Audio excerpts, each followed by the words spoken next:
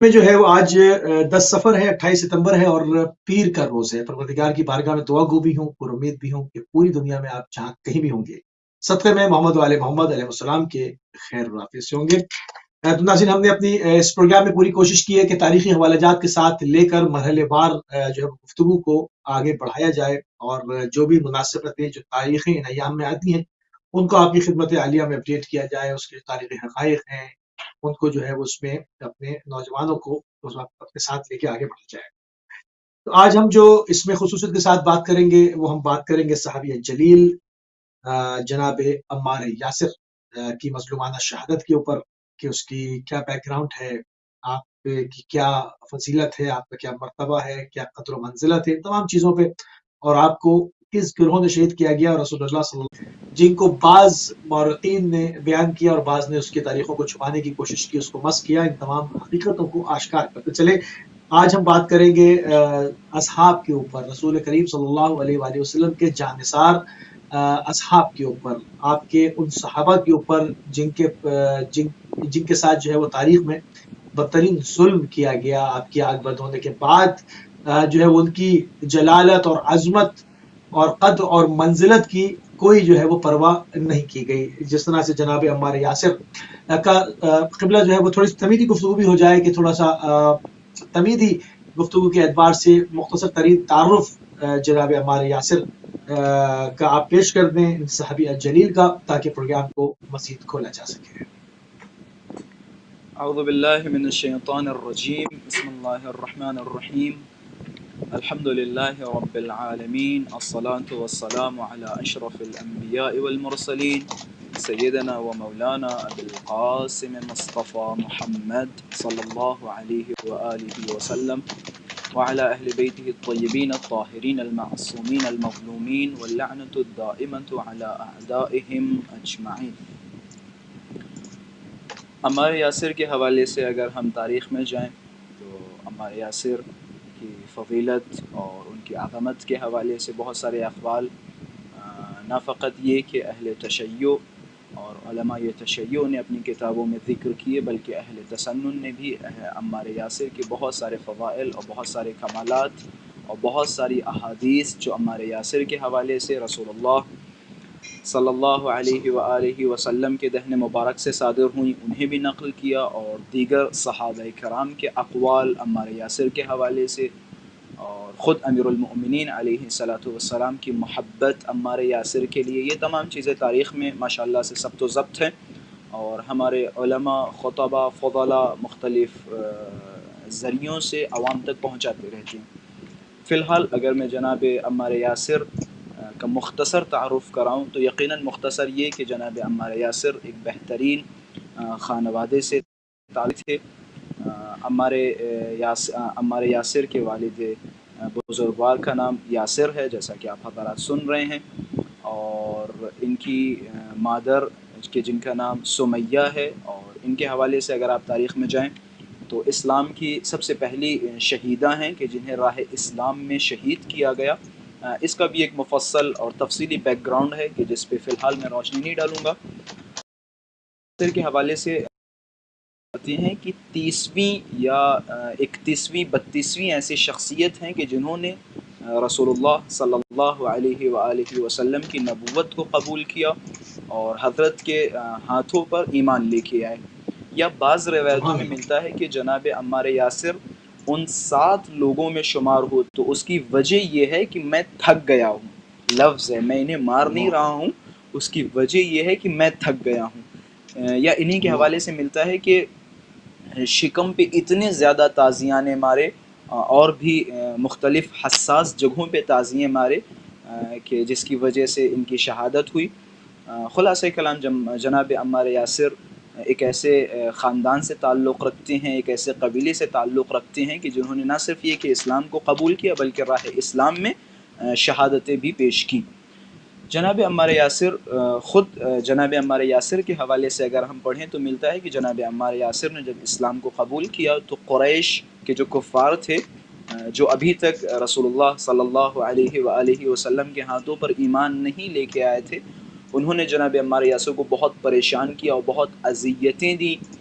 یہاں تک کہ ایک گروہ نے جناب عمار یاسر کو پکڑا اور خوب مارا، خوب پیٹا. مارنے پیٹنے کے بعد کہا کہ تم رسول اللہ کو گالیاں دو، رسول اللہ کو برا بھلا کہو. اب اس میں اختلاف ہے کہ انہوں نے گالیاں دی یا گالیاں نہیں دی. خلاصہ جب یہ خبر رسول اللہ تک پہنچی کہ وہ جناب عمار یاسر نے آپ کو گالیاں دی اس حال میں، اس سچویشن میں کہ انہیں مارا گیا، مجبور کیا گیا، انہوں نے آپ کو برا بھلا کہا، تو رسول اللہ صلی اللہ علیہ وآلہ وسلم نے جناب عمار یاسر کو مخاطب کرتے ہوئے فرمایا، عمار اس کے بعد جب بھی تمہیں پکڑیں اور جب بھی تم سے کہیں کہ تم مجھے گالی دو اور وہ تمہیں پریشان کرنا چاہیں تو تم مجھے برا بھلا کہہ دو. یہ رسول اللہ صلی اللہ علیہ وآلہ وسلم کے الفاظ تھے جناب عمار بن یاسر کے لیے کہ اگر یہ لوگ تمہیں مجبور کریں تو تم مجھ کو برا بھلا کہہ دو، لیکن ان کے سامنے ان کی مار نہ کھاؤ، کیونکہ یہ لوگ ظاہر سی بات ہے اذیتیں دے رہے ہیں. تو علماء فرماتے، مفسرین قرآن فرماتے ہیں کہ یہ جو آیت نازل ہوئی من کفر باللہ من بعد ایمانہ الا من اکرہ وقلبہ مطمئن بالایمان، اور وہ لوگ جو کافر ہو گئے ایمان کے بعد سوائے ان لوگوں کے کہ جنہیں پریشان کیا گیا، جنہیں ٹارچر کیا گیا، جنہیں مجبور کیا گیا کہ وہ میں بعنوان تفسیر اس آیہ کریمہ کو بیان کر رہا ہوں، اور جنہیں مجبور کیا گیا کہ وہ دین کو برا بھلا کہیں، اسلام کو برا بھلا، رسول اللہ صلی اللہ علیہ وآلہ وسلم کو برا بھلا کہیں، لیکن ان کے دل مطمئن ہوں ایمان سے. تو علماء فرماتے ہیں کہ یہ آیت جناب عمار یاسر کے حوالے سے اس آیت کے شان نزول خود جناب عمار یاسر ہیں، کیونکہ جناب عمار یاسر کو بہت زیادہ مجبور کیا جا رہا تھا، ٹارچر کیا جا رہا تھا کہ وہ گالیاں دیں یا برا بھلا کہیں، اور عمار یاسر نے یہ کیا. تو بعض لوگوں نے کہا کہ بھائی عمار یاسر تو برا بھلا کہہ رہے ہیں، تو یہ آیت نازل ہوئی سوائے ان لوگوں کے کہ جنہیں مجبور کیا جائے کفر کے لیے یا برا بھلا کہنے کے لیے، لیکن ان کے دل ایمان سے مطمئن ہوں، ان کے دل ایمان سے بھرے ہوں. ایک بہت ہی خوبصورت روایت ہے. ظاہراً اسی وقت یا اسی موقع رسول اللہ صلی اللہ علیہ وآلہ وسلم نے جناب عمار یاسر کے حوالے سے فرمایا تھا. رسول اللہ فرماتے ہیں ان عمارا، جب بعض لوگوں نے کہا کہ وہ عمار آپ کو بڑا برا بھلا کہہ رہے ہیں، لیکن انہوں نے یہ نہیں بتایا کہ عمار یاسر دور کیا گیا تھا، عمار یاسر کو پریشان کیا جا رہا تھا. تو حضرت کے جو الفاظ ہیں عمار یاسر کے لیے، یقیناً رسول اللہ صلی اللہ علیہ وآلہ وسلم وہ شخصیت ہیں جو بغیر وحی الہی کلام نہیں کرتے، یقیناً وحی الہی کے بغیر کلام نہیں فرماتے. تو اب دیکھیں عمار یاسر کے حوالے سے رسول اللہ کتنے زیادہ مطمئن ہیں، کیا الفاظ استعمال کر رہے ہیں. حضرت فرماتے ہیں ان عمارا ملی ایمانا من قرنہ الی قدمہ، کہ عمار وہ شخصیت ہیں کہ جن کے اندر سر سے لے کر پیر تک ایمان بھرا ہوا ہے. یہ عمار وہ شخصیت ہیں کہ جو سر سے پا تک ایمان سے سرشار ہیں، ایمان سے بھرے ہوئے ہیں. وَأُخْطَلَتَ الْإِيمَانُ بِلَحْمِهِ وَدَمِهِ، اور جناب عمار یاسر کے گوشت اور خون میں ایمان بھرا ہوا ہے، ملا ہوا ہے. یہ کس کے الفاظ ہیں؟ اس شخصیت کے الفاظ ہیں جو بغیر وحی الہی کلام نہیں فرماتی. کیا فرماتی ہے؟ عمار یاسر وہ شخصیت ہے جو سر سے لے کر پیر تک ایمان سے بھری ہوئی ہے، اور جناب عمار یاسر کے خون اور گوشت میں ایمان بھرا ہوا ہے. تو خلاصہ کلام جناب عمار یاسر کے ایمان کے حوالے سے آپ نے ملاحظہ کیا کہ کس طرح ایمان کے پختہ تھے، اور رسول اللہ صلی اللہ علیہ وآلہ وسلم کے نقش قدم پہ چلے، اور حضرت نے بہت سارے اقوال اور بہت سارے ارشادات ان کے حوالے سے فرمائے، احادیث ان کی مدح میں فرمائی. روایت ظاہراً تعجب نہ کیجیے گا، ہم بچپن سے یہ سنتے آئے ہیں علی مع الحق والحق مع العلی، کہ علی حق کے ساتھ ہیں اور حق علی کے ساتھ ہے، جدھر ادھر جائے گا. اس طرح کی روایت مختلف الفاظ کے ساتھ جو ہم تک پہنچی ہیں، ہم ماشاءاللہ سے بچپن سے سنتے رہتے ہیں. میں نے اپنی زندگی میں، یا میرا ناقص مطالعہ کہہ سکتا ہوں کہ میں نے اپنے ناقص مطالعے میں فی الحال، ممکن ہو اس طرح کی روایتیں ہوں، لیکن میں نے اپنے ناقص مطالعے میں نہیں دیکھا یہی حدیث کسی غیر معصوم کے لیے ہو، کہ جس طرح سے یہ حدیث ہے کہ علی حق کے ساتھ ہیں اور حق علی کے ساتھ ہے، اس طرح کی حدیث میں نے غیر معصوم کے حوالے سے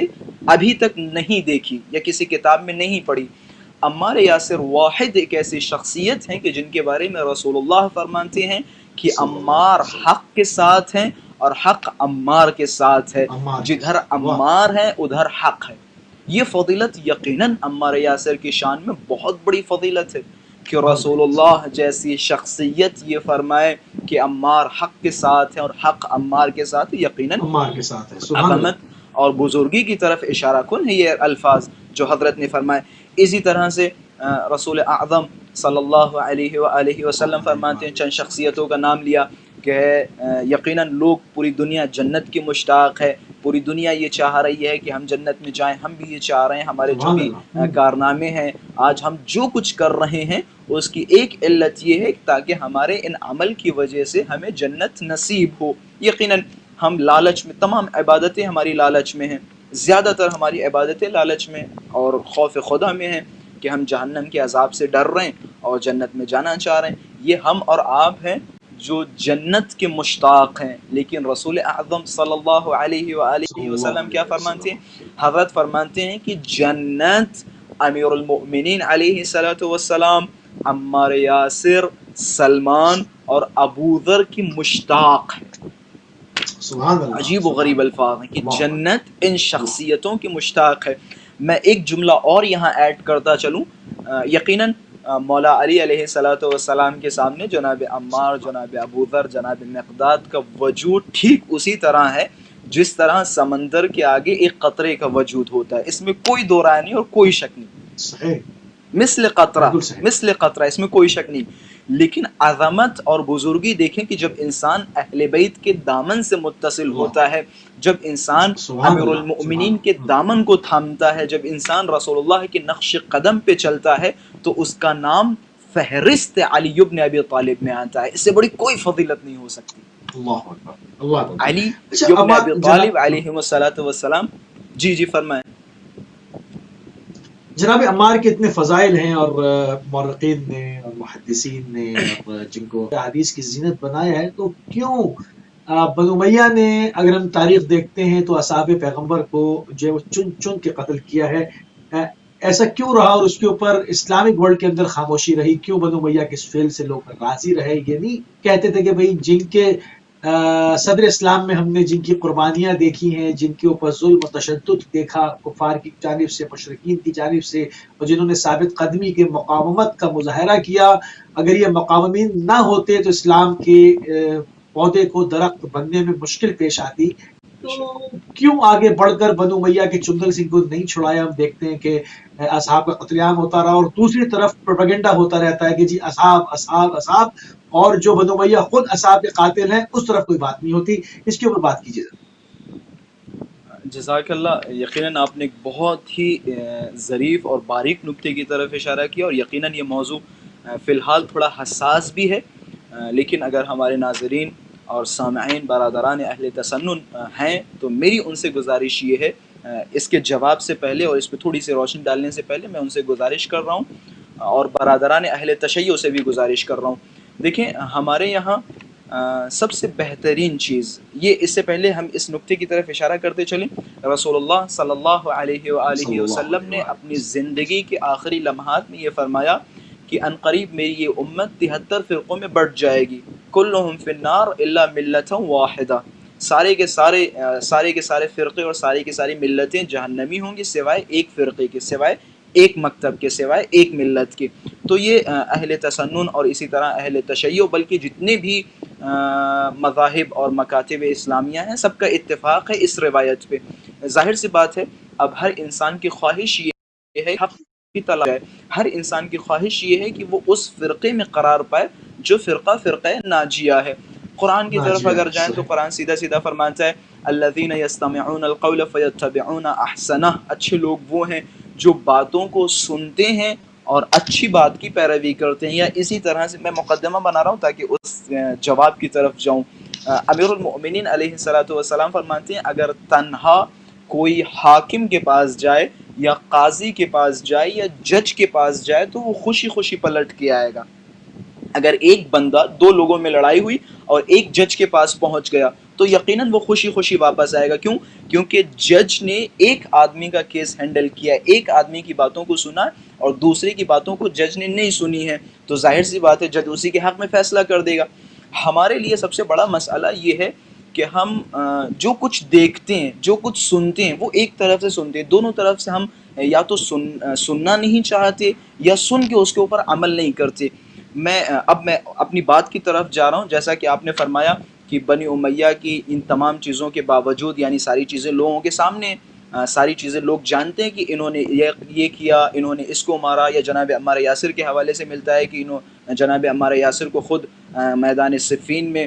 بنی امیہ نے قتل کیا، شہید کیا، اور اسی طرح سے دیگر اصحاب کرام کو بنی امیہ نے مارا۔ یہ تمام چیزیں ہم جانتے ہیں، اور جہاں تک میرا خیال ہے برادران اہل تسنن بھی بخوبی جانتے ہیں۔ کیوں نہ جانے؟ کیونکہ بھائی آپ کی کتابوں میں ملتا ہے، یہ ساری چیزیں آپ کی کتابوں میں موجود ہیں۔ میں بعنوان مثال آپ کو بتاتا چلوں، جیسا کہ ہم سنتے رہے، معروف حدیث ہے، کیونکہ جناب عمار یاسر کا ذکر ہے تو ظاہر سی بات ہے یہیں سے میں ربط بھی دیتا چلوں۔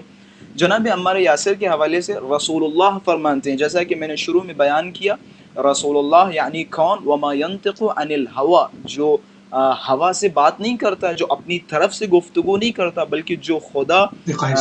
وند متعال وحی کی صورت میں نازل کریں یا جو خدا کی خواہش ہو وہ کلام کرتے ہیں رسول اللہ صلی اللہ علیہ وآلہ وسلم۔ اب دیکھیں رسول اللہ عمار یاسر کو مخاطب کر کے کیا فرماتے ہیں؟ حضرت فرماتے ہیں اِنَّكَ لَن تَمُوتَ حَتَّى تَقْتُلُكَ الْفِئَةُ الْبَاغِيَةُ النَّاكِبَ عَنِ الْحَقِّ، کہ تم مرو گے نہیں یہاں تک کہ تمہیں ایک باغی گروہ تمہیں قتل کرے گا، ایسا باغی گروہ جو حق سے دور ہوگا۔ ٹھیک ہے، اب یہ روایت، میں اس روایت پہ کیونکہ روایت حساس ہے اور میں ایک حساس موضوع کی طرف جا رہا ہوں، یقیناً سننے والا مجھ سے سوال کرے گا کہ بھائی یہ شیعوں کے مصنوعات ہیں یا شیعوں نے اپنی کتابوں میں اس طرح کی روایت گھڑی ہیں یا اپنی کتابوں میں لکھی ہیں۔ آغا جان ایسا نہیں ہے، برادران اہل تسنن کی کتب میں یہ روایت اہل تشیع کی کتب سے زیادہ موجود ہے، تشیع کتابوں سے زیادہ یہ روایت اہل سنت بکس میں موجود ہے۔ میں بعنوان مثال صرف و صرف ایک قول نقل کر رہا ہوں ابن عبد البر کا، کہ جو اس حدیث کو، ابن عبد البر ایک بہت بڑی شخصیت اہل تسنن کی، ایک بہترین مفسر اور ایک بہترین محدث ہے اہل تسنن کی نظر میں، اور ان کے حوالے سے میں فی الحال کیا بتاؤں، بس یہ ہے کہ یہ مذہب اہل تسنن کا ایک اثاثہ ہے، ایک بنیاد ہے مذہب اہل تسنن کی۔ یہ فرماتے ہیں اس بارے میں کہ یہ روایت جو ہم نے آپ حضرات کے سامنے بیان کی کہ عمار تمہیں ایک فرقہ اور گروہ باغی قتل کرے گا، شہید کرے گا، ابن عبد البر فرماتے ہیں کہ یہ حدیث متواتر ہے۔ ایک اتنے بڑے محدث کا کسی حدیث کو متواتر کہنا یقیناً بہت بڑی بات ہے۔ ناظرین کرام تواتر بہترین طریقے سے جانتے ہوں کہ میں تواتر کے حوالے سے بیان کرتا چلوں۔ تواتر یعنی آپ نے خانہ کعبہ کو نہیں دیکھا، آپ کبھی کعبے کی زیارت کے لیے نہیں گئے، لیکن آپ کو پتہ ہے کہ سعودی عرب میں مکہ میں کعبہ موجود ہے۔ خوب آپ نے تو دیکھا نہیں، لیکن آپ کو پتہ ہے کیوں؟ کیونکہ یہاں تواتر موجود ہے، یعنی اتنے لوگوں سے سنا، کوئی ایسا نہیں آیا کہ جس نے کہا ہو کہ نہیں بھائی خانہ کعبہ مکے میں نہیں بلکہ فلاں جگہ مدینے میں، ایسا کسی نے نہیں کہا۔ تو اسے کہتے ہیں تواتر، یعنی کہ جس کے خلاف کوئی گنجائش نہ ہو۔ اس روایت کے بارے میں ابن عبد البر فرماتے ہیں کہ یہ روایت ہمارے نزدیک اہل سنت کے یہاں تواتر کے ساتھ ہے اور صحیح ترین احادیث میں اس کا شمار ہوتا ہے۔ تو دیکھیں اس روایت میں آپ نے غور، حضرت نے فرمایا کہ تمہیں ایک فرقے یا گروہ باغی شہید کرے گا۔ اب آتے ہیں جناب عمار یاسر کی شہادت کے حوالے سے۔ جناب عمار یاسر کو کس نے شہید کیا؟ سیدھا سوال، جناب عمار یاسر جلیل القدر صحابی تھے، بہت بڑے صحابی تھے۔ میں نے شروعات میں بیان کیا اتنے بڑے صحابی کہ رسول اللہ ان کی شان میں فرمائیں کہ عمار حق کے ساتھ ہیں اور حق عمار کے ساتھ ہی، ان کے بارے میں فرمائیں کہ عمار سر سے لے کر پیر تک ایمان سے سرشار ہیں، ایمان میں بھرے ہوئے ہیں، یا فرمائیں کہ ان کی رگ رگ میں ایمان بھرا ہوا ہے۔ اتنی جلیل القدر شخصیت اور اتنے جلیل القدر صحابی، ان کو کس نے مارا، کس نے قتل کیا؟ میرا سوال ہے معصومانہ سا۔ اب آئیں جنگ صفین کی طرف۔ میں اہل تشیع کتب کے حوالے نہیں دے رہا ہوں بلکہ اہل تسنن کتب کی طرف چلتے ہیں۔ طبری سے پوچھتے ہیں کہ ان کو کس نے شہید کیا، یا اسی طرح سیوطی سے پوچھتے ہیں کہ ان کو کس نے شہید کیا، اسی طرح سے ابن عبد البر سے پوچھتے ہیں کہ ان کو کس نے شہید کیا، آلوسی سے پوچھتے ہیں کہ ان کو کس نے شہید کیا، نسائی سے پوچھتے ہیں کہ ان کو کس نے شہید کیا، ابن ماجہ سے پوچھتے ہیں کہ ان کو کس نے شہید کیا۔ ان تمام علماء کا اتفاق ہے کہ جنگ صفین میں جو مولا علی کے سامنے ایک گروہ تھا، ایک فوج تھی، اس نے جناب عمار یاسر کو شہید کیا، سیدھا سیدھا. اور میرے کہنے کی ضرورت نہیں ہے اور نہ ہی بتانے کی کوئی خاص ضرورت ہے کہ مولا علی کے مقابلے میں جنگ صفین میں کون تھا. سب کو پتہ ہے جنگ صفین میں کون تھا جو مولا کے مقابلے میں کھڑا ہوا اور کس نے جناب عمار بن یاسر کو شہید کیا. یہی وجہ ہے. ایک بہترین روایت ابن عبد البر نقل کرتے ہیں، یقیناً بہترین روایت ہے. ابن عبد البر فرماتے ہیں کہ حذیمہ بن ثابت مولا کے چاہنے والے تھے اور رسول اللہ کے بہت بڑے صحابیوں میں سے تھے. حذیمہ بن ثابت، خزیمہ بن ثابت، خزیمہ بن ثابت یہ مولا کے بہت بڑے چاہنے والے تھے اور رسول اللہ کے اصحاب میں بھی ان کا شمار ہوتا ہے. لیکن ان کے بارے میں ملتا ہے کہ انہوں نے جنگ جمل میں بھی شرکت کی اور جنگ صفین میں بھی شرکت کی، لیکن انہوں نے تلوار نیان سے نہیں نکالی. مولا کے لشکر میں تھے، مولا کے ساتھ تھے، لیکن انہوں نے تلوار نہیں نکالی.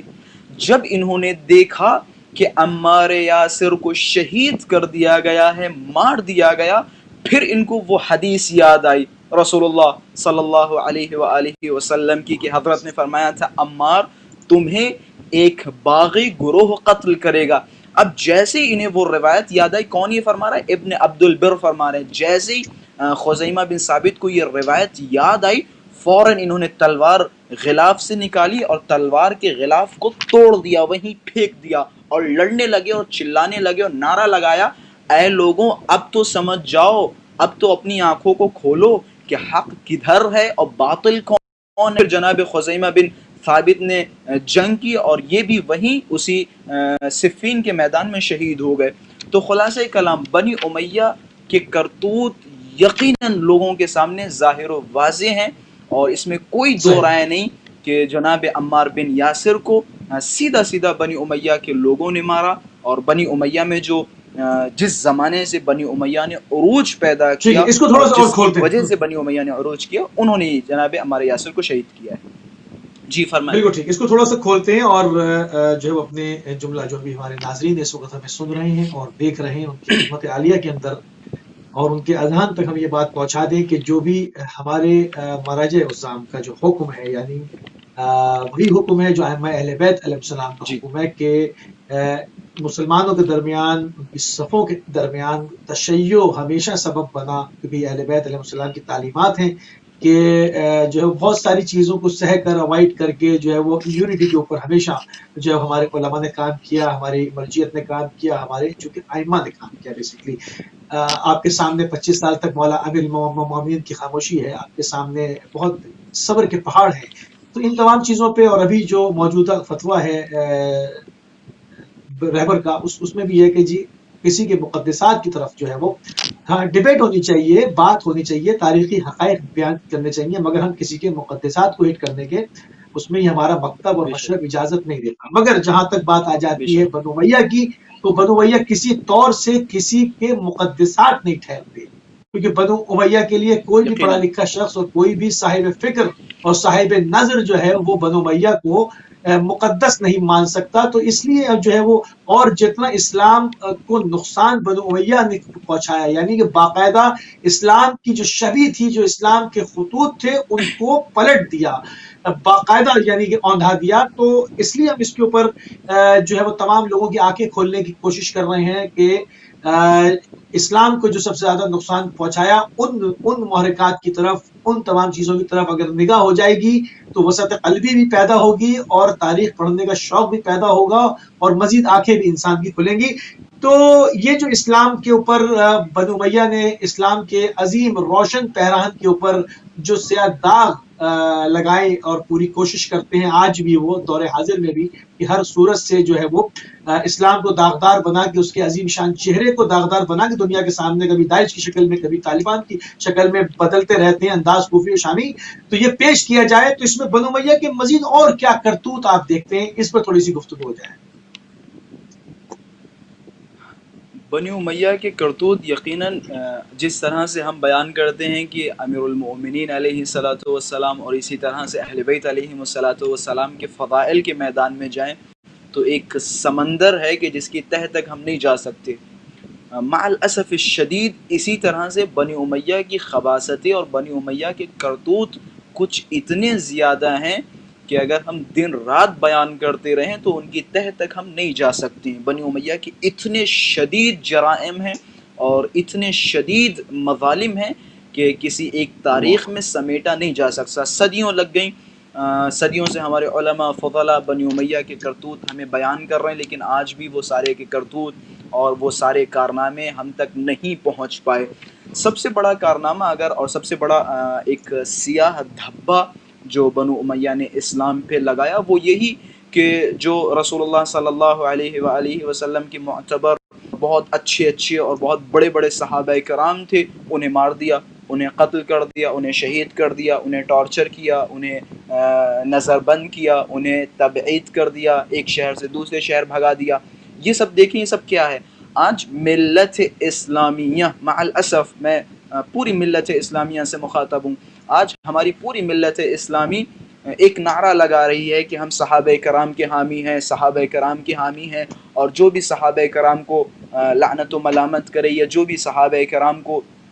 گالیاں دے یا جو بھی صحابہ کرام کو غلط سمجھے ہم اسے کافر سمجھتے ہیں، ہم اس کے کفر کے فتوے دیں گے، ہم اسے کافر ڈکلیئر کر دیں گے۔ اس طرح سے جو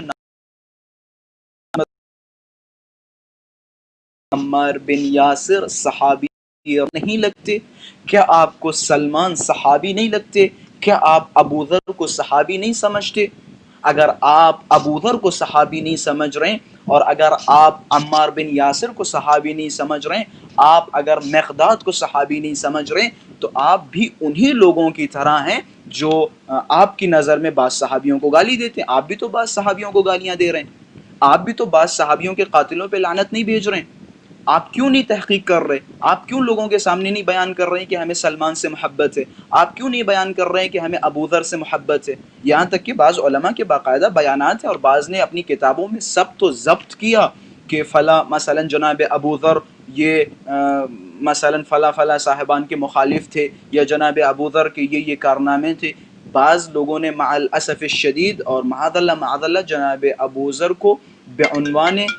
کالے کرتوت کے ایک کتاب لکھی گئی، جناب ابو ذر اور سلمان کے کالے کرتوت۔ آپ جو ہے سرچ کریں اس پہ گوگل وغیرہ پہ تو دیکھیں آپ کس طرح سے، کس شدت سے ان لوگوں سے بغض رکھتے تھے، دشمنی رکھتے تھے۔ آخر اس کی وجہ کیا ہے؟ میں اگر مختصر کرتا چلوں تو اس کی وجہ صرف اور صرف یہ ہے کہ یہ سارے کے سارے امیر المؤمنین علی بن ابی طالب علیہ السلام سے دشمنی رکھتے تھے، بغض رکھتے تھے، حسد تھا مولا علی علیہ السلام کے منصب سے، مولا علی علیہ السلام کے فضائل و کمالات سے۔ یہی وجہ ہے کہ بنی امیہ کا سب سے بڑا کارنامہ اور بنی امیہ کی حکومت کی بنیاد کا سب سے بڑا پلہ یا سب سے بڑا پایا یہ تھا کہ وہ ہر جگہ امیر المؤمنین علیہ السلام کو برا بھلا کہتے تھے، امیر المؤمنین علیہ السلام کو گالیاں دیتے تھے۔ میں آپ حضرات کے سامنے بیان کرتا چلوں، اہل تسنن کی ایک بہت بڑی شخصیت کہ سنن آپ جائیں اگر تو صحائح ستہ میں ان کی کتاب آتی ہے، صحائح ستہ میں ایک کتاب نسائی صاحب کی، اتنے بڑے محدث، اتنے بڑے عالم دین، یہ فرماتے ہیں کہ جب میں دمشق پہنچا، شام پہنچا، تو میں نے دیکھا بنی امیہ کی بری اور گندی تبلیغات کا اثر اتنا زیادہ ہوا کہ لوگ ممبروں سے علی کو گالیاں دے رہے ہیں، لوگ ممبروں پہ بیٹھ کے علی کو برا بھلا کہہ رہے ہیں، لوگ اپنے جمعے میں کھڑے ہو کے علی کو برا بھلا کہہ رہے ہیں، لوگ اپنے عیدین کے خطبے میں علی کو برا بھلا کہہ رہے ہیں مجھ سے یہ برداشت نہ ہوا۔ میں نے لوگوں کو جمع کیا، میں نے کہا خبردار، یہ تم لوگ کیا کر رہے ہو؟ علی کو برا بھلا کہہ رہے ہو، اس علی کو برا بھلا کہہ رہے ہو کہ جس کے بارے میں رسول اللہ نے فرمایا جدھر علی ہے حق ادھر ہے، اور جدھر حق ہے ادھر علی ہے، اس کے بارے میں تم برا بھلا کہہ رہے ہو، اس کے بارے میں تم برا بھلا کہہ رہے ہو کہ جسے رسول اللہ نے اپنا نفس کہا ہے، اسے تم برا بھلا کہہ رہے ہو کہ جس کے بارے میں بہت ساری روایات اور بہت ساری احادیث ہے جس کی فضیلت اس سے کہیں زیادہ ہے کہ بیان کی جائے، اسے تم برا بھلا کہہ رہے ہو۔ تو یہ کہتے ہیں کہ میں نے سوچا کہ ایک کتاب لکھی جائے کہ جس میں فضائل اہل بیت یا خود امیر المؤمنین علیہ السلام کے تمام فضائل کو جمع کیا جائے اور ان لوگوں تک پہنچایا جائے۔ تو نسائی کہتے ہیں کہ میں نے ایک کتاب لکھی اور اس کا نام لکھا خصائص امام علی۔ یہ کتاب آج بھی ماشاءاللہ سے ہمارے درمیان موجود ہے نسائی کی۔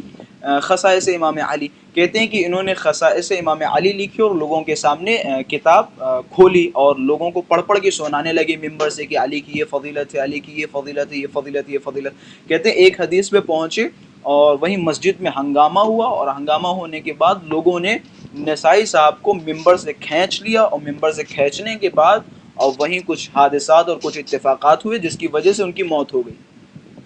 یعنی اتنی زیادہ لوگوں کے اندر بغض، سوچے بنی امیہ کا دور تقریباً ختم ہو چکا تھا، بنی عباس کا دور شروع ہو گیا تھا، بنی عباس کا بھی دور اختتام پہ تھا، ختم ہو چکا تھا، پھر نسائی کا دور آیا، نسائی کا زمانہ آیا۔ بنی امیہ نے کیا کیا کیا اور کس طرح سے بنیاد رکھی اور بیس بنایا کہ کچھ سالوں کے بعد تک لوگوں کے دلوں میں اتنی دشمنی، اتنی بغض، اچھا اتنا وہ تو حسد آپ کہ کچھ وہ سال کی ممبروں پہ گالیاں دے رہے ہیں۔ وہ تو آپ کچھ سال کی بات کر رہے ہیں، ہمارا موضوع بھی کربلا اور عصر حاضر ہے۔ ہم اگر جی عصر حاضر کی بات کریں، ایک دم اس پیریڈ کو تیزی کے ساتھ کراس کریں اور 1350 سال کا سفر کر کے آج دیکھیں، وہ تو آپ چند سال کی بات کر رہے ہیں، 20-25 سال آگے کی بات کر رہے ہیں، میں 1350 سال آگے کی بات کر رہا ہوں۔ آج بھی بنو امیہ کا کیا اثر نہیں ملتا؟ کیا دور حاضر میں اس وقت جو ہے وہ یزید کی بیعت کے لیے باتیں نہیں ہو رہی؟ لوگ اس کے اوپر بات نہیں کر رہے؟ مطلب کیا نہیں جانتے؟ انٹرنیٹ کا دور ہے اس وقت، وہ دور نہیں ہے کہ آپ سفر کریں اور لوگوں کی دہڑیوں میں جا کر بیٹھیں اور وہاں قصب علم کریں، قصب فیض کریں اور اپنے گھر بار کو چھوڑیں، لوگوں کے مہمان ہو جائیں اور وہاں سے قلبی نسخوں کو اپنے ہاتھوں سے لکھیں، اور کیونکہ اس زمانے میں فوٹو اسٹیٹ کا رواج نہیں تھا، ان تمام چیزوں کو اس طرح سے علم کی پیاس کو بجھا کے آپ اپنے وطن میں واپس آئیں اور تبلیغات کریں۔ اب وہ دور نہیں ہے، اب آپ کو آن لائن انٹرنیٹ پہ تمام چیزیں مل جاتی ہیں۔ ان تمام چیزوں کے ہونے کے باوجود آج جو ہے وہ بھی اتنی گمراہی اور اندھیرا ہے کہ اس وقت بھی جو سب سے زیادہ بنو امیہ میں مست ترین شخص ہے، اس کی تعریفیں اور اس کے لیے جو ہے وہ زندہ باد کے نعرے لگائے جا رہے ہیں۔ تو کیا بنو امیہ کا اثر آج تک ختم، ہم کیسے کہہ سکتے ہیں ختم ہو گیا؟ بالکل نہیں ختم ہوا ہے، بنی امیہ کا اثر بالکل نہیں ختم ہوا ہے، اس میں کوئی شک نہیں۔ آج بھی بنی امیہ کا اثر موجود ہے، بنو امیہ کی نسل موجود ہے، بنو امیہ کے وہ کثافتیں اور وہ خباثتیں آج بھی موجود ہیں۔ اس کی شاہد اور زندہ مثال آپ خود یہی لے سکتے ہیں جو آپ نے خود بیان کی، کہ اتنی جرأت اور اتنی توانائی ان کے اندر آ گئی کہ یہ سوشل لوگوں کے سامنے انہیں پتہ ہے کہ جو پیغام میں دے رہا ہوں، جو چیز میں کہہ رہا ہوں، یہ تمام باتیں پوری دنیا تک جائیں گی، پوری دنیا کے لوگ سنیں گے۔ جبکہ میرے خیال سے یہ دور وہ ہے کہ جس دور میں نام یزید کو گالی بنایا گیا ہے، آج لوگ ڈرتے ہیں یزید کا نام لیتے ہوئے۔ لوگ کتنا بھی گھٹیا انسان ہو، کتنا بھی برا انسان ہو، اور اس کو اگر یزید کہہ دیا جائے تو یقیناً اس کے لیے سب برا سے مان جائے بڑی گا۔ یہ گالی ہوگی۔ اتنے شدید دور میں کہ جہاں یزید کا کیریکٹر اتنا زیادہ لوگوں کے سامنے کھل چکا ہے، لوگوں کے سامنے آ چکا ہے، اس دور میں اگر کوئی انسان کھڑا ہو اور کھڑا ہونے کے بعد یزید کو معاذ اللہ خاکم بدہن امیر کہے، یا یزید کو خاکم بدہن رضی اللہ کہے، یا یزید کو زندہ باد کے نعرے لگائے، تو یقیناً اس میں کوئی شک نہیں کہ یہ وہی بنی امیہ کا دور پھر سے زندہ ہو رہا ہے۔ بلکہ الفاظ کو بدلوں، جیسا کہ آپ نے فرمایا تھا، بنی امیہ کا دور ختم ہی نہیں ہوا ہے، آج بھی بنی امیہ کا دور چل رہا ہے۔ جس طرح سے بنی امیہ کے دور میں جب لوگ فضائل اہل بیت بیان کرتے تھے تو ممبروں سے انہیں کھینچ لیا جاتا تھا۔ میں نے بہت ساری ویڈیوز دیکھی، کوئی اگر مولا علی کی شان میں اشعار پڑھ رہا ہے تو اسے روک لیتے ہیں، اور روکنے کے بعد کریں کہ بھیا یہ تو رافضیوں والے اشعار ہیں، یہ تو شیعوں والے اشعار ہیں، یہ مت پڑھو۔ یا اسی طرح سے آپ روایتوں میں اگر جائیں تو ملتا ہے کہ ایک رسول اللہ کے بہت بڑے صحابی جب وہ بہت زیادہ پریشان ہو گئے، انہیں کہیں بھی فضائل اہل بیت نظر نہیں آ رہے تھے، وہ پریشان ہیں، تو انہوں نے خواہش کی، عبداللہ بن شداد ظاہراً ان کا نام ہے، ان کی خواہش یہ تھی کہ پروردگارہ میری زندگی میں ایک موقع ایسا آئے کہ میں جیسے ہی صبح کا سورج نمودار ہو میں ممبر پہ بیٹھ جاؤں اور ظہر تک فضائل علی بیان کروں، اور جیسے ہی ظہر کا وقت آئے میری گردن کاٹ دی جائے۔ یہ خواہش ہے، یعنی اتنا پرآشوب دور۔ آج بھی یقیناً ایسے ہی ہو رہا ہے۔ آج جو علماء یہ تشیع پہ انگلیاں اٹھا رہے ہیں، ان کا ایک جملہ یہ ہے کہ یہ شیعہ ذاکرین ٹائم پاس کر رہے ہیں، لوگوں کے ذہن خراب کر رہے ہیں، الٹی سیدھی فضیلتیں بیان کر رہے ہیں۔ آج وہ کھل کے نہیں کہہ سکتے، لیکن دوسرے طریقے سے اور دوسرے زاویے سے ہمیں طنز و تان کر رہے ہیں۔ یا اسی طرح سے میں آپ کو ایک اور سمپل سی مثال دیتا چلوں تاکہ آپ کو احساس ہو کہ بنی امیہ کے اثرات آج بھی باقی ہیں، جیسا کہ ہمارا موضوع بھی کربلا اور عصر حاضر، کربلا کے اصل بانی بھی، اور کربلا جو کچھ ہوئی وہ بنی امیہ کے دور میں ہوئی، اور یقیناً عصر حاضر میں بھی دیکھیں کربلا کے کتنے زیادہ مخالف ہیں۔ یزید کی اگر کوئی حمایت کرے، ذرہ برابر یزید کی حمایت کرے، یا ذرہ برابر اگر کسی انسان کے دل میں یزید کے لیے ہمدردی ہو، تو خدا بند متعال جنت کی بو محسوس نہیں ہونے دے گا، اس میں کوئی شک نہیں۔ اور یقیناً وہ کھلم کھلا امام حسین کا دشمن ہے، امام حسین کا مخالف ہے۔ اگر کوئی شخص کہ جس کے دل میں یزید کے لیے ذرہ برابر ہمدردی تک ہو، یزید اور بنی امیہ کی کرتوت آپ اگر دیکھنا چاہ رہے ہیں، آج جو کچھ دیکھ رہے ہیں، یہ داعش جو لوگوں کے گلے کاٹ رہی ہے اور سوشل میڈیا پہ ڈال رہی ہے، لوگوں کی انگلیاں کاٹ رہے ہیں، لوگوں کے سر کاٹ رہے ہیں۔ میں نے بہت ساری ویڈیو دیکھی، لوگوں کے سر کاٹ کاٹ کے فٹ بال کھیل رہے ہیں، یا دکانوں میں گھس گھس کے، روڈوں پہ جا کے جو بھی بیچارے اپنے گھروں کی طرف پلٹ رہے ہیں، کاروبار سے واپس آ رہے ہیں، انہیں سریعام روڈوں پہ گولیاں مار رہے ہیں، ان کے فوٹوز لے کے سوشل میڈیا پہ وائرل کر رہے ہیں۔ یہی داعش، ان کے میں نے کچھ کلپس دیکھے، کچھ ان کی ویڈیوز دیکھی جو پوری دنیا میں میرے خیال سے منظر عام پہ ہیں۔ دیکھیں کس طرح سے انہوں نے لوگوں کے سروں کو کاٹا، اور کس طرح سے انہوں نے لوگوں کے بدن کے تکے تکے کیے، ٹکڑے ٹکڑے کیے، جبکہ مسئلہ کرنا اسلام میں حرام ہے۔ آپ کسی کے کان نہیں کاٹ سکتے، کسی کی ناک نہیں کاٹ سکتے۔ یقیناً یہ مسئلہ کرنا کہاں سے شروع ہوا؟ مسئلہ کرنا کہاں سے شروع ہوا؟ کس نے سب سے پہلے جگر کھایا تھا؟ تو یہ دیکھیں وہ سلسلہ آج بھی موجود ہے۔ میں نے اس دور میں بھی دیکھا ہے، سوشل میڈیا پہ ایک ویڈیو دیکھی کہ جس میں یہی داعش ایک آدمی کا جگر کھا رہے ہیں، اور باقاعدہ وہ کہہ رہے ہیں کہ ہم پھر سے وہی دن زندہ کر رہے ہیں۔ تو اس میں کوئی شک نہیں، بنی امیہ کے تو انہوں لوگ نے آج سوشل بھی میڈیا کے اوپر موجود ہیں۔ خود کیا، خون کی بالٹی ڈالی اپنے اوپر، جس میں لوگوں کو ذبح کر کے خون جمع کیا تھا، یہ سب دنیا نے دیکھی ہے سب۔ بہرحال اب اس کی کڑیاں تو بہت دور تک جاتی ہیں، اب بات ہوگی تو پھر جو ہے وہ موضوع سے بھی ہٹ جائیں گے۔ ہم فوکس اس وقت جو ہے وہ بنی امیہ رکھ رہے ہیں، کیونکہ ایک دعوت فکر دے رہے ہیں کہ جب انسان ایک سرے کو تھامتا ہے تو پھر اس سرے کا دوسرا سرا جہاں تک جاتا ہے وہ خود اس کے پیچھے جاتا ہے۔ جب علم کی جستجو ہوتی ہے، جب علم کی پیاس ہوتی ہے، جب وہ تشنگی محسوس کرتا ہے، تو پھر تشنگی کو مٹانے کے لیے وہ مطالعہ کرتا ہے، وہ خود جستجو کرتا ہے، وہ خود براؤزنگ کرتا ہے، اور اپنے ہدف تک پہنچ جاتا ہے۔ کیونکہ ثقیفہ میں جو بنائی تھی کبھی پائے عابد میں وہی زنجیر ہے۔ تو یہ ان تمام چیزوں کو ہم تو صرف اشارہ کر کے آگے گزریں گے، اور کام آپ کا ہے کہ دشمنی حیدر کرار کی روکے نہ رکی، دشمنی حیدر کرار کی روکے نہ رکی، یہ بدر کی آگ تھی جو کرب و بلا تلک پہنچی۔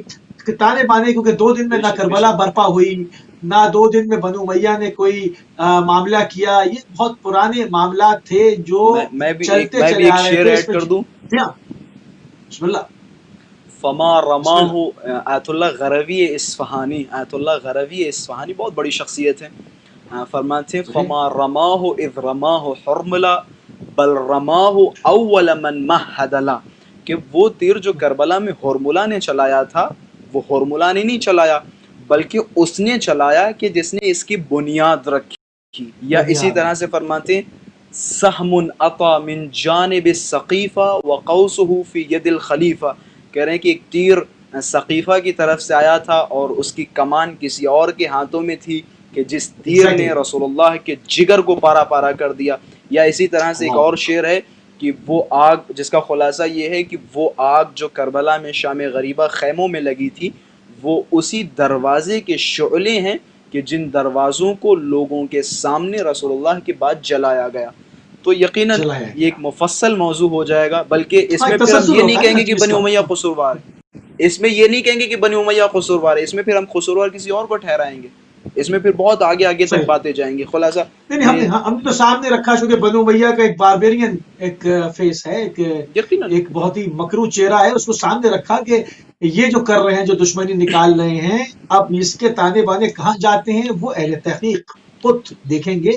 آپ جو لوگ صاحب نظر ہوتے ہیں، صاحب فکر ہوتے ہیں، اور نیوٹرل باعث نہیں ہوتے، نیوٹرل چیزوں کو پڑھتے ہیں، وہ خود تمام چیزوں کو، حق کے راستوں کو تلاش کر لیتے ہیں۔ بالکل میرے پاس تھوڑا وقت جو ہے وہ محدود ہوتا جا رہا ہے، 6-7 منٹ باقی ہیں۔ دیگر اصحاب کرام، نبی کریم صلی اللہ علیہ وآلہ وسلم کے صدر اسلام کے زمانے کے وہ صحابی جلیل القدر کہ جن کی عظمت یعنی جس طرح سے آپ نے ابھی کچھ روایات بیان کی کہ رسول اللہ صلی اللہ علیہ وآلہ وسلم نے ان کے لیے کتنی شفقت کے ساتھ اور ان کو کس طرح صریحاً جو ہے وہ ان کی قدر و منزلت لوگوں کے سامنے بیان کی، مگر ہم دیکھتے ہیں کہ ممبروں سے جب ذکر ہوتا ہے تو ان شخصیات کو، سلمان کو، ابو ذر کو، مقداد کو، ان تمام لوگوں کا ذکر نہیں ہوتا، حذیفہ کا ذکر ویسے نہیں ہوتا، مقداد کا ذکر ویسے نہیں ہوتا، جناب ابو ذر کا ذکر ویسے نہیں ہوتا۔ اس کے اوپر تھوڑا سا ان کے کچھ کارناموں کا اگر ذکر ہو جائے، 5-6 منٹ ہیں ہمارے پاس تو ہم اس وقت سے استفادہ کریں گے اور آپ کی موجودگی سے استفادہ۔ اب آپ نے ایک ایسا موضوع چھیڑا ہے کہ جس پہ اگر ختم کر دیا جائے اور اس پہ کچھ بات نہ کی جائے تو یقیناً موضوع بہت ہی پیاسا رہ جائے گا، میں خود پیاسا رہ جاؤں گا۔ بنی امیہ کے کرتوت، خیر میں اسی کو کیونکہ وقت ہمارے پاس بہت ہی زیادہ مضیق ہے تو بنی امیہ کے کرتوت کا ربط میں جناب سلمان اور جناب ابوذر کی طرف دیتا چلوں۔ بنی امیہ کے بسم جیسا کہ اللہ۔ آپ نے بھی فرمایا کہ اتنے کرتوت، اتنے کارنامے، برادران اہل تسنن اور اسی طرح سے وہ افراد جو حق سے دور ہیں اور تاریخ کے حقائق تک نہیں پہنچ پاتے، میری ان سے گزارش ہے کہ آپ کوشش کریں اور تھوڑا سا وقت لگائیں، تاریخ پہ دیکھیں، یہ نہ دیکھیں کہ اہل تشیع کیا فرما رہے ہیں، یہ نہ دیکھیں شیخ صدوق کیا فرما رہے ہیں، یہ نہ دیکھیں شیخ مفید کیا فرما رہے ہیں، حد اقل آپ یہ تو دیکھیں کہ مستدرک علی الصحیحین میں ان صحابان کے بارے میں کیا فرما رہے ہیں، یا کیا لکھا ہوا؟ جو ہے دیگر علماء اہل تسنن ان کے بارے میں کیا فرما رہے ہیں۔ میں آپ کو یہ بھی بتاتا چلوں، باقاعدہ کتابیں لکھی گئی ہیں اور خود اہل تسنن نے کتابیں لکھی اور اس کے عنوان رکھیں جیسے امیر شام نام لے کے وہ فلاں کی بدعتیں، اس سے سنگین موضوع کیا ہو سکتا ہے؟ اگر آپ ان کو ان کے حوالے سے 2-4 لفظ بیان کرنا توہین کہہ رہے ہیں تو آپ کے علماء نے توہین کی ہے۔ میں بلکہ صاف الفاظ میں کہوں امیر شام کے حوالے سے یا جو ان کے کارنامے تھے یا یہ کہ وہ مولا علی کے مقابلے میں کھڑے ہوئے، اسے اگر آپ توہین سمجھ رہے ہیں تو گویا علماء اہل تسنن نے سب سے زیادہ توہین کی ہے، باقاعدہ کتابیں لکھی ہیں کہ ان کی بدعتیں۔ میں ایک سرسری نظر آپ کے سامنے ڈالتا چلوں۔ سب سے پہلے انہوں نے نماز عیدین میں جو رسول اللہ کے بعد بدعتیں انہوں نے دین میں داخل کی، نماز عیدین میں اذان کو داخل کیا، جبکہ اکثر مکاتب اسلامی اس چیز کے قائل نہیں ہیں۔ پھر اسی طرح سے خطبہ عید سے پہلے یہ بھی ان کی ایک بدعت تھی، کیونکہ نماز عیدین کے بعد خطبہ ہوتا ہے لیکن انہوں نے پہلے شروع کیا۔ پھر اسی طرح سے سفر میں نماز کامل پڑھنا، جبکہ سفر میں قصر ہو جاتی نماز، بنی امیہ کے دور میں اور امیر شام کے حکم سے نماز جو ہے کامل پڑھی گئی۔ اسی طرح سے بسم اللہ الرحمن الرحیم نماز سے حذف ہوا، اور کس نے حذف کیا؟ وہ صاحب تاریخ کے سامنے موجود ہیں، بنی امیہ کے دور میں یہ ہوا۔ اسی طرح سے آپ جائیں تلبیہ جو لبیک اللہم لبیک ان الحمد والنعمہ، یہ جو ہم حج کے درمیان پڑھتے ہیں، یہ بھی جو ہے حذف کر دیا۔ اس کے حوالے سے روایت ملتی ہے، سیوطی فرماتی ہیں سعید ابن جبیر فرماتے ہیں کہ ابن عباس نے عرفات کے میدان میں مجھ سے مخاطب ہو کے کہا کہ سعید یہ کیا چکر ہے، لوگ تلبیہ کیوں نہیں پڑھ رہے ہیں، لوگ یہاں لبیک اللہم لبیک کیوں نہیں کر رہے ہیں؟ تو جناب سعید ابن جبیر نے کہا کیا ہے کہ وہ فلاں صاحب نے منع کیا ہے، کہ فلاں صاحب نے روک دیا ہے، کہ اس کی کیسی جرأت ہو گئی کہ اس نے روک دیا۔ پھر جناب ابن عباس باہر نکلے اور نکلنے کے بعد فرمایا لبیک اللہم لبیک رغمن لانف فلان، میں لبیک اللہم لبیک کہہ رہا ہوں اور کہوں گا تاکہ اس کی ناک زمین سے رگڑوا دوں، اس کی ناک زمین سے رگڑ دوں۔ یہ خلاصہ یہ بنی امیہ کے کرتوت ہیں جو میں نے سرسری، کیونکہ ہمارا موضوع تھا اور اگر یہ تمام چیزیں رہ جاتی تو ادھورا رہ جاتا۔ خیری و شرری یعنی لوگوں کو جبر کے اوپر مائل کر دیا، یعنی جو تقدیر لکھ دی گئی ہے آپ اس کو فالو کریں گے، مطلب اس کے اندر جو ہے وہ رحمت کے دروازوں کو بند کر دیا، یعنی جبر کے قائل ہو گئے، یقیناً ایسے، مطلب لوگ اس کو باریکی سے دیکھتے ہیں۔ یقیناً ایسے اصلا انہوں نے لوگوں کو دین سے منحرف کر دیا۔ خوب جناب ابوذر آ گیا، میں اپنے موضوع پہ جناب ابوذر کے حوالے سے۔ جناب ابوذر کا جرم کیا تھا؟ جناب ابوذر کا جرم یہ تھا کہ مدینے سے باہر نکال دیے جاتے، تو تھوڑے سے جناب ابوذر حساس مزاج کے تھے، کافی ولائی و برائی تھے، تو انہیں نکال دیا جاتا تھا مدینے سے۔ شام پہنچتے تھے، شام والا خط لکھنے لگتا تھا کہ بھیا کس آفت کو تم نے بھیج دیا، یہ تو پریشان کر رہے ہیں کہ کیا کر رہے ہیں۔ کیا ہے کہ ملتا ہے تاریخ میں کہ کچھ اونٹ آ رہے تھے، اونٹ کے اوپر باٹلز رکھی ہوئی تھی، کچھ مشکیں رکھی ہوئی تھی۔ جناب ابوذر مولا علی کے شاگرد، مولا علی کے ساتھ بیٹھنے والے، رسول اللہ کے جلیل القدر صحابی، جناب ابوذر نے چاقو لیا اور ان مشکوں پہ مارنا شروع کر دیا۔ اب اس میں سے ظاہر سی بات ہے کیا نکلنا چاہیے تو کیا نکلا، وہ شراب پورا بہنے لگا، لوگوں کو جناب ابو ذر نے جمع کیا، بھائی آ جاؤ کہ کیا ہوا، کہ یہ دیکھو یہ تمہارا خلیفہ بنا ہوا، یہ تمہارا امیر بنا ہوا ہے، کہ دیکھو کیسا امیر ہے کہ شراب پی رہا ہے۔ علماء یہ اہل تسنن اپنی کتاب میں نقل کرتے ہیں۔ پھر لیٹر لکھا کہ جناب ابو ذر کو میں یہاں سے نکال رہا ہوں، پھر نکال دیا، پھر مدینے میں گئے، مدینے میں پریشان کر رہے ہیں، پھر انہیں نکالا گیا، یہاں تک کہ آخر کار ربضہ، ایک دیہات، ایک جنگل جہاں کچھ بھی نہیں تھا، نہ آب و گیا، کچھ نہیں، اس جگہ جناب ابو ذر کی شہادت واقع ہو گئی۔ اب دیکھیں جناب ابو ذر کے حوالے سے رسول اللہ نے کیا فرمایا، ابو ذر سے سچا اس روئے زمین پہ کوئی نہیں ہے، ابو کوئی ذر نہیں، سے سچا اس روئے زمین پہ کوئی نہیں ہے۔ اب دیکھیں کس طرح سے یہ بنی امیہ کے کرتوت نہیں تو پھر کس کے کرتوت ہے؟ بالکل صحیح، جناب ابو ذر کو کس بالکل نے صحیح، مارا؟ بالکل صحیح۔ جزاک اللہ، ہم انتہائی مشکور ہیں اور ممنون ہیں حافظ جناب زیغم الغروی صاحب کہ آپ ایک مرتبہ پھر اپنا قیمتی ٹائم اہل بیت ٹی وی کو دیا، اور یقیناً جو بھی تاریخ کی مناسبتیں ہیں، ہماری پوری کوشش یہی ہے کہ ان مناسبتوں کو سامنے رکھتے ہوئے ان کے اوپر پروگرامس کیے جائیں تاکہ اس وقت کو، اس ٹائم کو زیادہ سے زیادہ مفید بنایا جا سکے، اس سے زیادہ ہمارے جوان جو ہے وہ استفادہ کریں، کیونکہ اہل بیت علیہ السلام کے مذہب کو، اس فکر کو پوری دنیا نے صدیوں روکا ہے، اور اب یہ وقت، بہترین وقت ہے کہ آپ کا اپنا ٹی وی ہے، آپ کی اپنی آواز ہے جو کہ 200 سے زائد ملکوں میں سنی اور دیکھی جا رہی ہے، تو زیادہ سے زیادہ اس ایئر ٹائم کی ہمیں قدر کرنی ہے، اور اس میں زیادہ سے زیادہ میسج، کم وقت میں زیادہ میسج جو ہے وہ ڈلیور کرنا ہے، ہماری پوری کوشش یہ رہتی ہے۔ بہرحال اس وقت ہمارا وقت پروگرام کا ناظرین تمام ہوا، ہماری اور آپ کی ملاقات کل جو کے ٹائم سے 4 بجے ہوگی۔ اجازت دیجیے، السلام علیکم ورحمۃ اللہ